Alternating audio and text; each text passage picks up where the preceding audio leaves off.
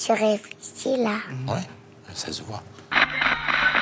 Moi, tu me parles pas d'âge. Parce que c'est notre projet! Et j'attendais, je ne vous le cache pas, ce moment avec un peu d'impatience. Bonjour à toutes et à tous, j'espère que tu vas bien. Aujourd'hui, dans ce nouvel épisode du Monde à ma hauteur, on va parler d'un mois que les gens aiment particulièrement, le mois de mai. Et si tu l'aimes bien, ce n'est sûrement pas un hasard, car c'est un mois avec plusieurs jours fériés. Mais sais-tu vraiment pourquoi on ne va pas à l'école ou pourquoi les adultes ne travaillent pas certains jours en mai ? On commence avec le 1er mai, c'est la fête du travail. Mais à l'origine, ce n'est pas une fête comme les autres. Tout commence aux États-Unis, le 1er mai 1886. Des centaines de milliers de travailleurs se mettent en grève pour demander une chose très importante à l'époque, travailler seulement 8 heures par jour au lieu de journées beaucoup plus longues. Attention grenade! Attention les jeunes! Quelques jours plus tard, à Chicago, une manifestation tourne mal et devient violente. Cet événement marque les esprits et devient un symbole du combat des travailleurs. En France, cette journée commence à être célébrée à partir de 1890 avec des manifestations pour défendre les droits des travailleurs. Il faut ensuite attendre 1919 pour que la journée de 8 heures soit officiellement adoptée en France. Et en 1947, le 1er mai devient un jour férié et payé pour les salariés. Tu vas où? Tu vas à la Fnac? Ah, sauf que la Fnac elle est fermée, on est le 8 mai, c'est férié. Une semaine plus tard, on célèbre le 8 mai. C'est un jour très important dans l'histoire de la France et du monde. Il célèbre la fin de la Seconde Guerre mondiale en Europe en 1945. Pendant cette guerre qui a duré 6 ans, de nombreux pays se sont affrontés.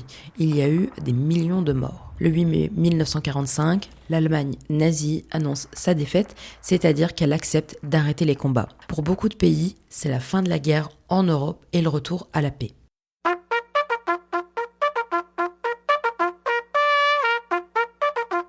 Aujourd'hui, ce jour férié permet de se souvenir de cette période et de rendre hommage aux personnes qui ont combattu ou qui ont souffert pendant la guerre.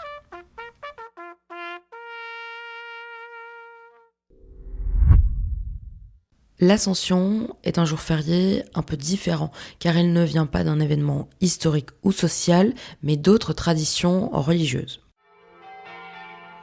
Dans la religion chrétienne, l'Ascension correspond au moment où Jésus monte au ciel 40 jours après sa résurrection, c'est-à-dire après Pâques.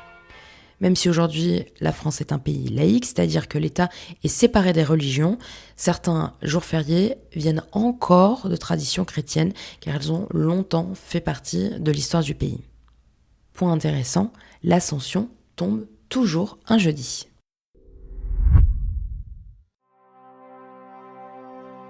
Et on termine avec la Pentecôte, une autre fête chrétienne. Elle a lieu 10 jours après l'Ascension.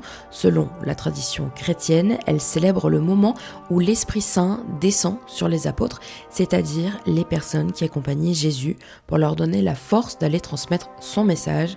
C'est le début de l'Église. En France, il existe aussi une particularité liée à la Pentecôte. Le lundi de Pentecôte a parfois été transformé en journée de solidarité.